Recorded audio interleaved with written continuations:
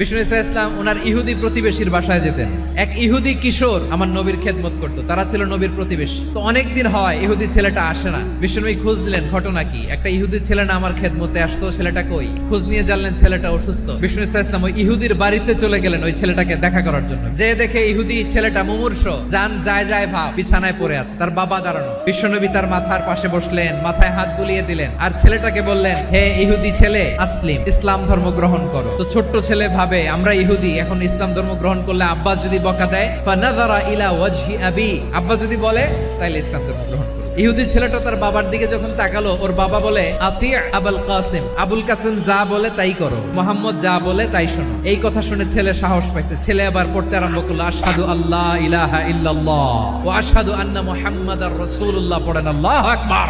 ওই আহ্বানে সাড়া দিয়ে ইহুদি ছেলে শাহাদা পড়ে মুসলমান হয়ে গেল। তার হৃদয়টারে ঈমানের নূর